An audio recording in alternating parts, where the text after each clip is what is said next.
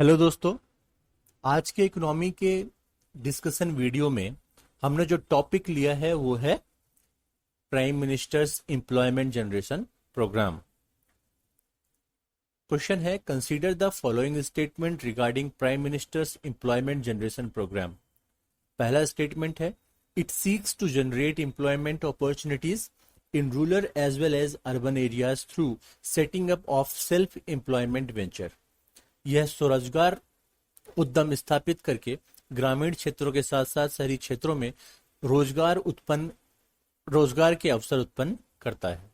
दूसरा स्टेटमेंट है, it is implemented through khadi and village industries commission KVIC।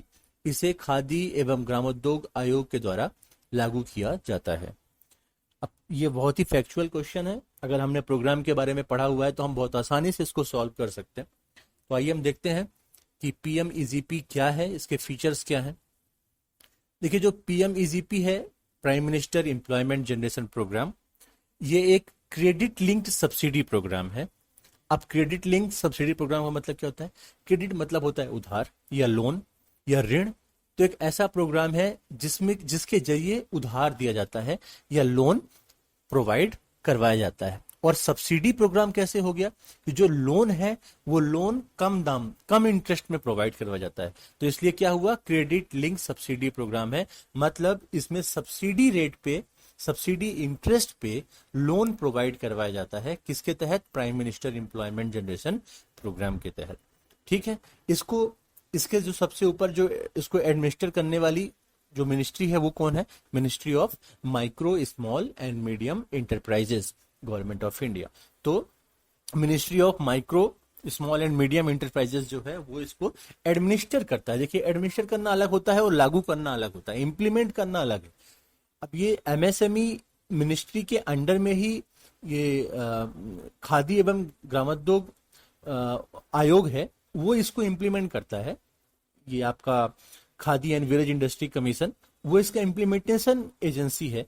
लेकिन इसको जो एडमिनिस्टर करने का मतलब क्या होता है कि इसके जो फंड एलोकेशन होगा, ठीक है, और इसमें जो फीचर्स डिसाइड होंगे और ये किस तरह से इंप्लीमेंट होगा, इसके बारे में डिसाइड करने का जो पावर है वो MSME मिनिस्ट्री के पास में है। लेकिन जो इसको इंप्लीमेंट किस तरह से करना है ग्राउंड लेवल पर, वो पावर किसके पास है? वो खादी विलेज इंडस्ट्री कमीशन के पास में है। ठीक है। इसका ऑब्जेक्टिव क्या है MSME का? ये प्रोग्राम है प्रधानमंत्री एम्प्लॉयमेंट जनरेशन प्रोग्राम। तो इसका ऑब्जेक्टिव क्या है? इसका ऑब्जेक्टिव है कि एम्प्लॉयमेंट अपॉर्चुनिटी को गांवों में और शहरों में जनरेट करना है। और ये जनरेट कैसे होंगी? लोगों को हम उनका खुद का वेंचर स्टार्ट करने के लिए पैसा लोन में देंगे। लोगों के पास छोटे छोटे बिजनेस स्टार्ट करने के लिए हम लोन में पैसा देंगे, सब्सिडी रेट पे, इंटरेस्ट रेट पे। और लोग उस पैसे को लगा करके कोई ना कोई बिजनेस स्टार्ट करेंगे और उससे क्या होगा? लोगों को एम्प्लॉयमेंट जनरेट होगा, रोजगार उत्पन्न होंगे। ये इसका पहला ऑब्जेक्टिव है। दूसरा ऑब्जेक्टिव क्या है? दूसरा ऑब्जेक्टिव ये है कि गांवों से जो शहर की तरफ लोगों का जो पलायन होता है वो क्यों होता है? गांव में रोजगार के अवसर नहीं होते। गांव में रोजगार के अवसर नहीं होंगे तो लोग शहरों की तरफ भागेंगे, शहर में जाकर के बिजनेस और व्यापार, रोजी रोटी तलाशेंगे।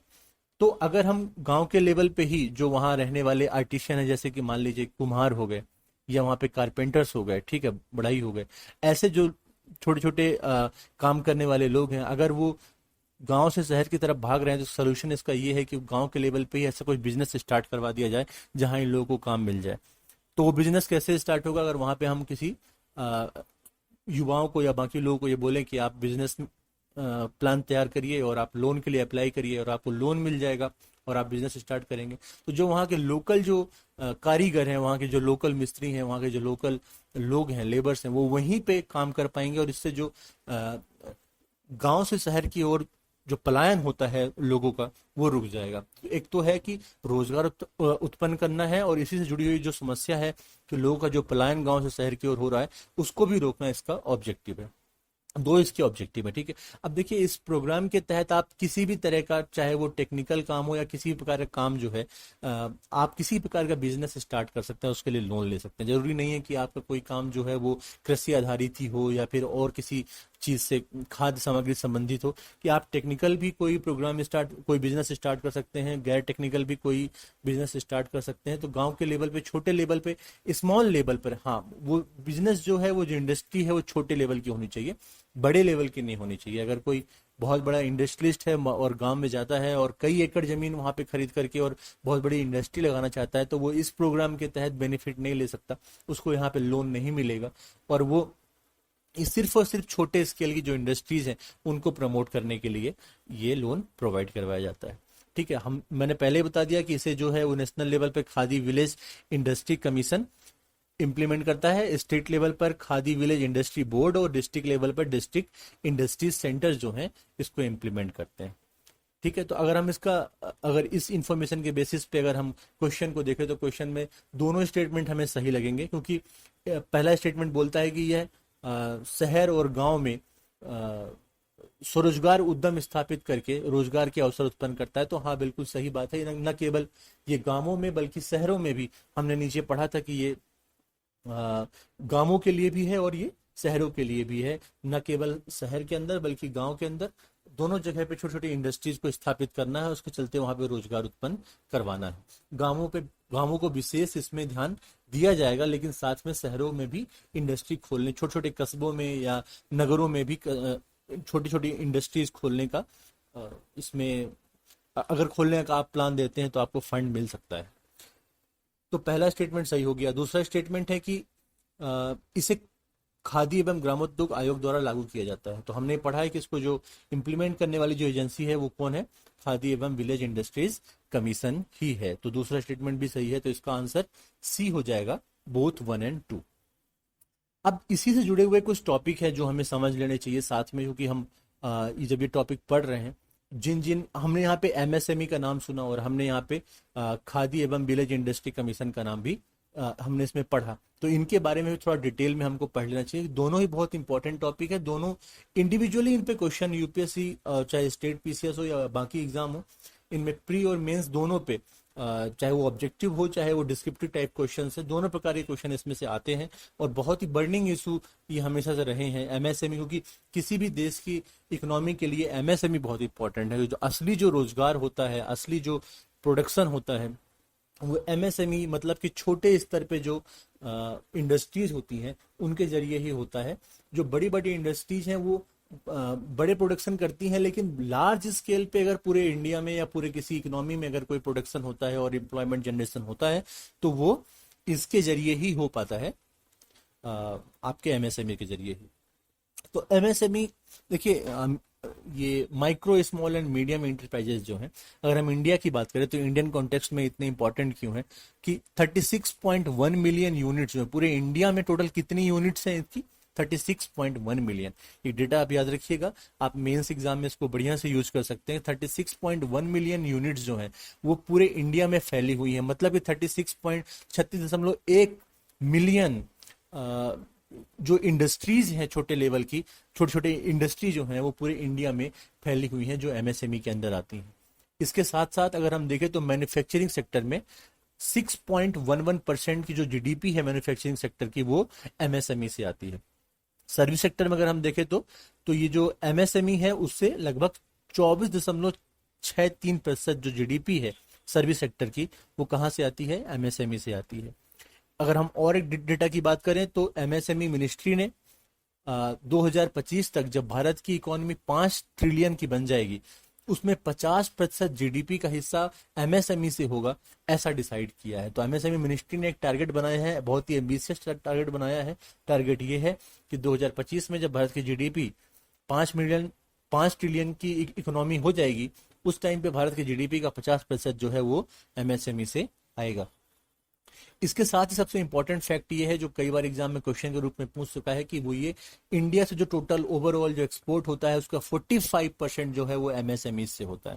तो बहुत इंपॉर्टेंट डेटा है ये, कि जो हमारा जो टोटल एक्सपोर्ट, आपको पता है कि जो हमारे जो विदेशी मुद्रा की जो हमें आय होती है वो एक्सपोर्ट से होती है, और अगर एक्सपोर्ट का 45% एमएसएमई से होता है तो ये बहुत ही इंपॉर्टेंट सेक्टर है जिसको हम निगलेक्ट नहीं कर सकते। अब अगर हम ये देखें कि MSME, micro small and medium enterprises, तो माइक्रो क्या है, स्मॉल क्या है और मीडियम इंटरप्राइजेस क्या है, तो अगर हम इसको देखेंगे तो हिंदी में क्या है, माइक्रो सूक्ष्म, स्मॉल लघु और मीडियम मझले।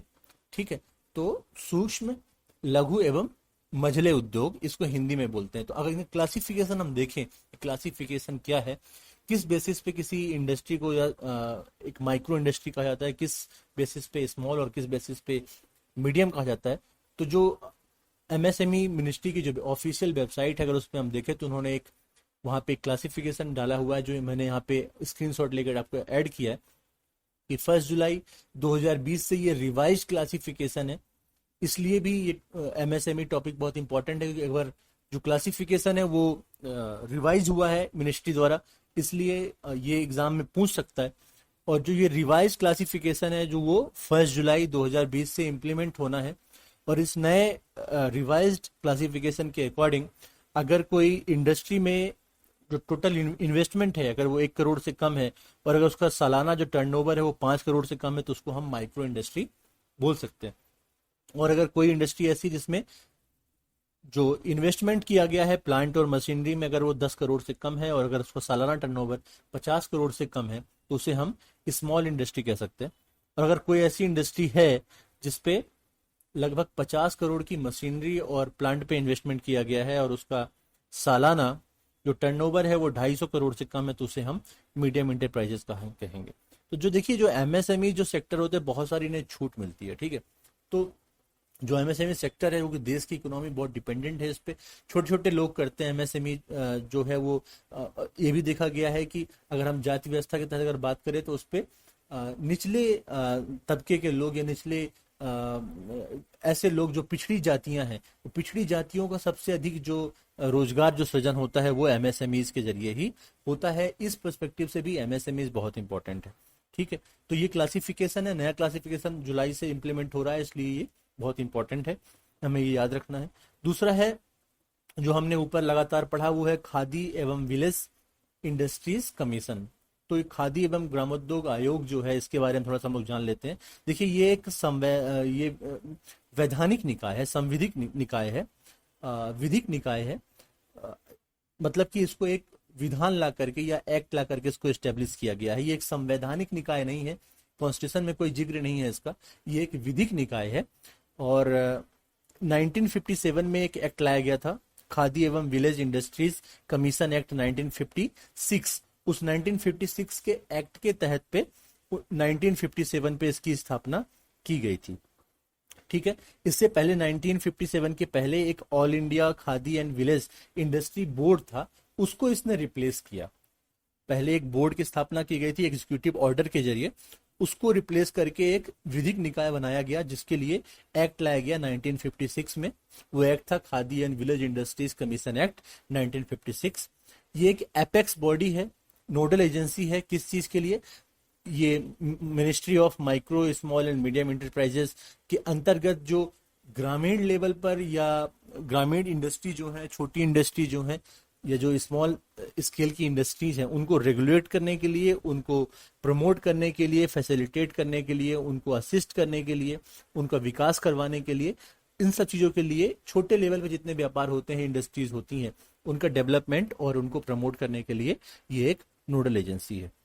इसका जो हेड ऑफिस है वो मुंबई में है, और इसके 6 जो हैं वो क्षेत्रीय कार्यालय भी हैं, जोनल ऑफिसेस हैं, वो है दिल्ली, भोपाल, बेंगलोर, कलकत्ता, मुंबई और गुवाहाटी में। ठीक है, तो देखिए, ये मैंने कॉम्प्रिहेंसिव एक आपको इंफॉर्मेशन दी कि प्रधानमंत्री एम्प्लॉयमेंट जनरेशन प्रोग्राम क्या है, उसके बाद एमएसएमई सेक्टर क्या होते हैं, छोटे छोटे सेक्टर होते हैं। ठीक है, उसके बाद ये खादी एवं विलेज इंडस्ट्रीज कमीशन क्या है, जो एमएसएमई मिनिस्ट्री के अंडर में काम करता है।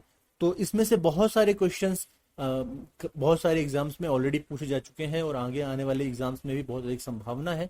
और आप लोग ये जो एमएसएमईज का के बारे में थोड़ा सा और डिटेल में जरूर पढ़ लीजिएगा, बिकॉज इसमें जो ये नया डिस्ट्रीब्यूशन जो क्लासिफिकेशन को जो रिवाइज किया गया है, उसके कारण इसमें से क्वेश्चन एग्जाम में पूछ सकता है। आज की वीडियो में इतना ही, अगली वीडियो में फिर मिलेंगे, तब तक के लिए थैंक यू।